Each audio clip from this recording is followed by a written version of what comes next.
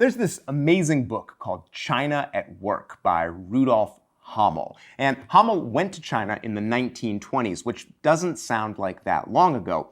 But China in the 20s was like a gateway to a whole different era of human civilization. In the 20s, China hadn't industrialized yet. So especially if you were in the rural areas, people were still doing everything using the tools and methods that they had been using for centuries.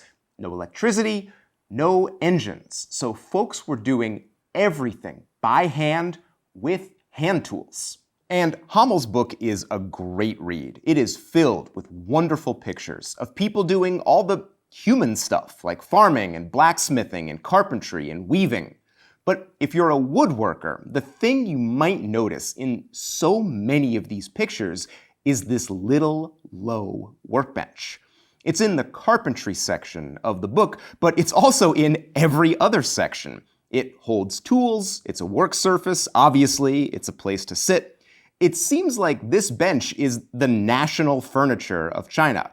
It's everywhere. And if you're a woodworker, this bench is extra interesting because it's also a woodworking workbench. The Chinese have higher benches too, but a lot of Chinese woodworkers just use a low bench. It handles all the normal stuff like planing, chiseling, and sawing, and it's really ergonomic. People seem comfortable working on this bench. Now, I've got a lot of experience working at low benches like Chris Schwarz's low Roman bench, but I stopped working this way. I found that my tools just weren't comfortable to use. Planing was especially awkward. But then I discovered Chinese woodworking tools, and these tools are actually made to be used sitting down. And this is a sit-down workbench. This is my lightweight traveler bench, and I built this years ago when I was really into low Roman benches. And when you use this bench with Chinese tools, everything just makes sense. The tool is centered on your body, you never hit yourself in the gut, and the bench works just as well for sawing and chiseling and drilling. It all works together as a system, and it's a really effective system. But this really isn't much like a Chinese bench. This is too Roman. It's too long and too wide. A real Chinese bench is narrower, especially it's narrower. And it's so small that I don't really understand how it could be somebody's primary woodworking bench. It doesn't make sense to me. And it's not going to make sense until I build an authentic low Chinese bench. And I've got to build it as accurately as I possibly can. Of course, building a piece like this is tricky if all you have are photos. They give you the general idea, but I need measurements and angles and stuff. Luckily, I know an actual Chinese woodworker. My buddy Luke from Zhenwu Toolworks is from China, and he's an excellent craftsman, and he was super helpful. He sent me a bunch of measurements and this lovely sketch that really gave me all the information I needed. Oh, and before anybody says it, yes, Grandpa Amu, yes, he's a fantastic traditional Chinese woodworker. I've watched all of his videos right here on YouTube, and he even uses a bench like the one I'm about to build. Amu found his wood in the forest, on the ground, which seems a little sketchy to me. But I went with what I had in the shop, in the tradition of rural carpenters, taking what they have and making it work. My top is going to be a southern yellow pine 2x8. It's narrow and tough, and it won't need much trimming. And for the legs, I have this reclaimed tulip wood. It's dense, heavy stuff, and it's a full 2 inches thick. So I'm using the bandsaw to rip it into leg blanks. The rest of the build is going to be pure hand tools. Once the legs are ripped to width, I'm going to cut them to length and start prepping the stock. This stuff used to be factory flooring, so it's in rough shape and needs a lot of planing to take off the wear and the damage. There's also a lot of variation in thickness, so I had to do a lot of shaping to get nice square pieces. And there's going to be a lot of joinery on this bench, so I need flat, straight faces on these legs. They came out great, but it took a minute. The bench top should have been easy since it's construction lumber, but it's really twisted. So it's back to the foreplane until I've got it flattened out. I lost a bit of thickness on the plank, but I've still got enough. All the parts are done, and it's time to cut the joints. If we go back to Luke's sketch, we can see that the legs have 15 degrees of splay, and that means I need to cut angled mortises in the top of the bench, and I don't think I've ever done that before. But I'm pretty sure I can cut the joint as long as I get the layout right. First, I'll find the location of the legs and strike a line. Then I'll stand the leg in there to find the length of my mortise. Then I'll set my mortise gauge to my 3/4 inch framing chisel, strike my mortise lines, and darken them in with pencil. Now, I just need to find the other end of the mortise on the bottom of the bench. So I'll carry the edge of my mortise to the end of the bench with my square. Set my protractor to 15 degrees and run that line over the end, and use that angle to find the location of the mortise on the underside. And gauge it. Now, the traditional Chinese carpenter definitely had a simpler way of handling all this geometry. But I don't know what that is, so I did it this way. Now, I've never actually mortised anything this big before, and it's not clear how to hold the work. I tried clamping it to the bench top, but then it was too far from the edge and the angle was awkward. Then I tried putting a mortising block in the vise and clamping the board to that, but that was even worse. But I'm making a Chinese bench, and the solution is for me to work in the Chinese style, sitting down to mortise and holding the piece with my body weight. My English-style saw bench is already perfect for this style of work, and pretty soon I'm chopping away with confidence. The work stays in place, and I'm close to my layout lines, so they're easy to see. And this video is filled with workbenches and other shop furniture. We've got 2 different saw benches, my lightweight traveler, low bench, my minimum timber, high bench. We've got plans for all of this stuff, and it's all on sale. All of our plans are 50% off right now. We've also got courses, and they're on sale too. We've got courses in how to build a workbench or how to restore a vintage metal hand plane, and all of this stuff is on sale, but only until Christmas. We don't put things on sale very often, so you want to get these deals while they last. Go to rexkrueger.com/shop or click the links down in the description.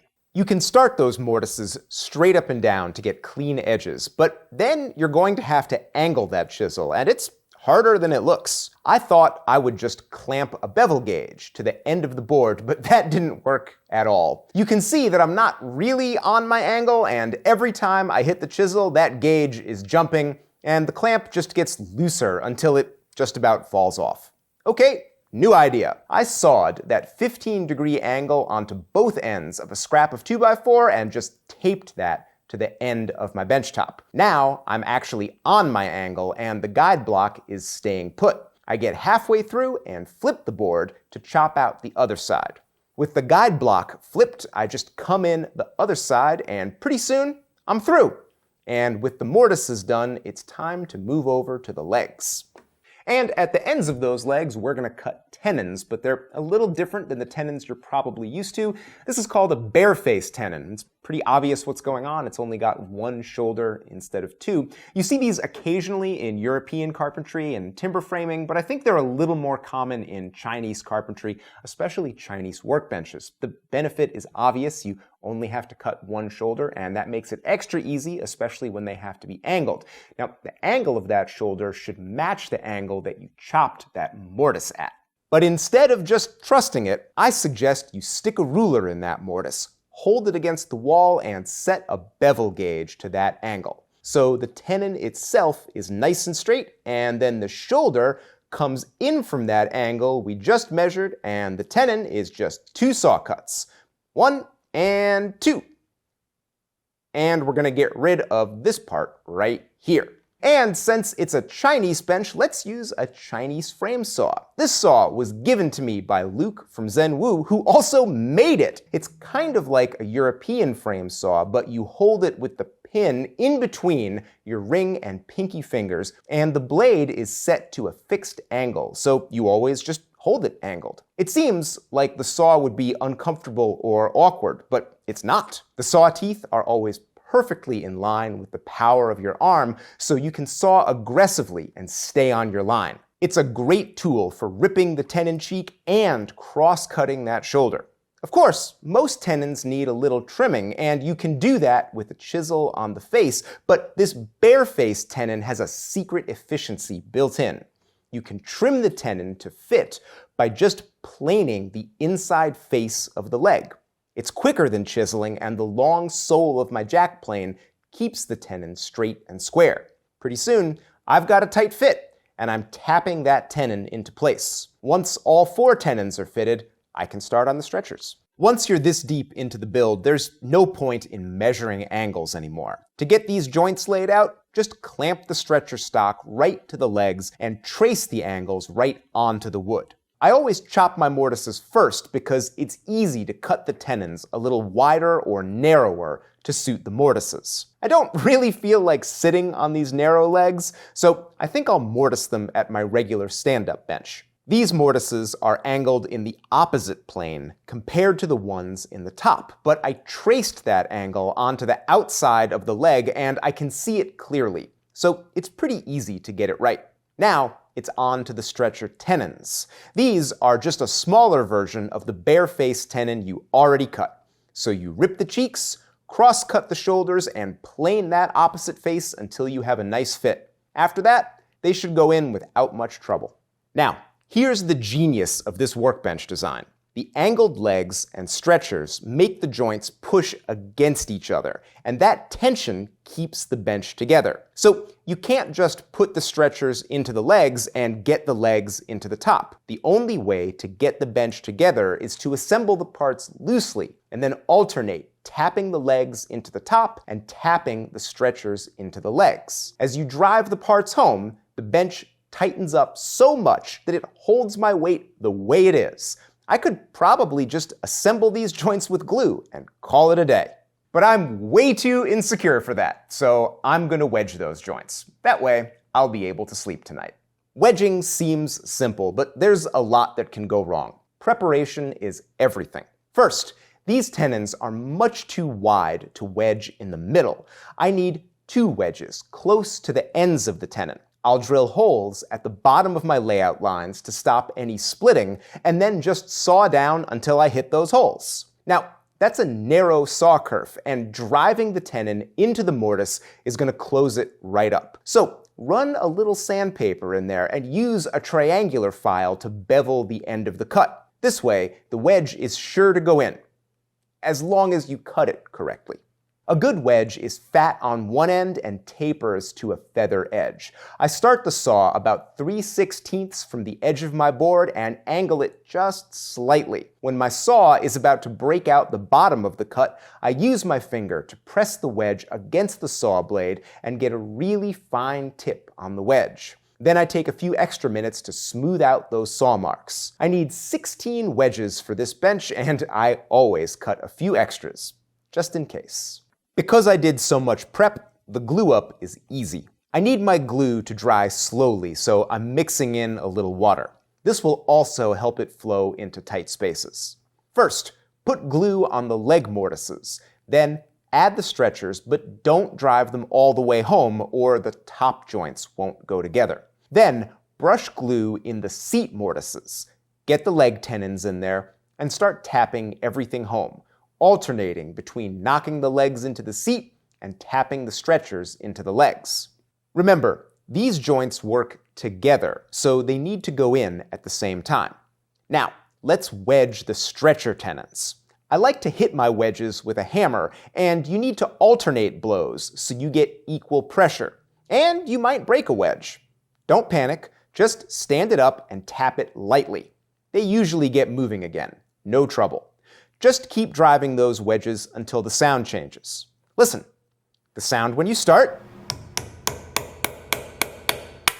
and the sound when the wedge is fully seated. Also, the wedge stops moving when you hit it. That's a dead giveaway that you're done. Now we'll flip the bench up, quickly plane a wedge that's too wide, and get the wedges into the top tenons. My prep work really paid off. All the wedges go right in. I suggest you do one side of the bench at a time. Then you can take a break in between assemblies and make a few adjustments without worrying about the glue. Glue-up panic is a real thing, and it's no fun.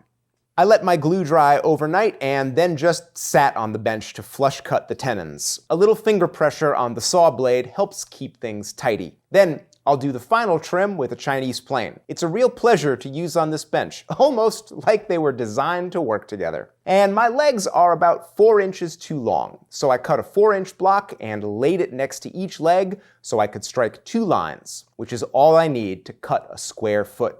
As a final detail, I chamfered all 4 feet with a file, so they won't splinter as the bench is dragged around. I don't usually finish my benches, but this one is going to be outside sometimes, and that soggy Ohio ground is going to rot the legs fast. So I'm going to mix half polyurethane and half mineral spirits. This finish really soaks in, especially on end grain. I did 2 coats a day apart, and it's not a heavy finish, but it's going to give a lot of water protection. Now, I don't want a film finish on the top of the bench. That would make it too slippery. Just a little linseed oil will darken up the wood and give me a little protection against spilled glue.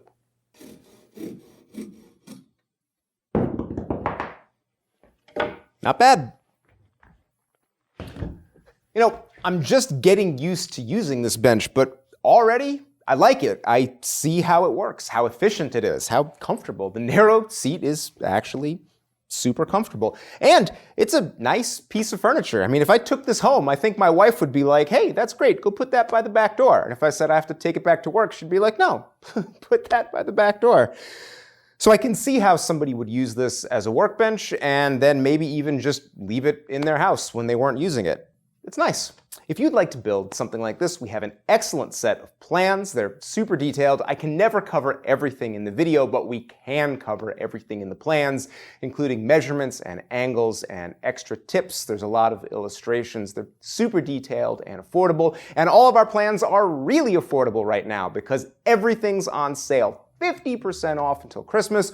We're also doing 30% off all of our courses, and we don't do sales very often, so now is the time to stock up on plans while this sale lasts.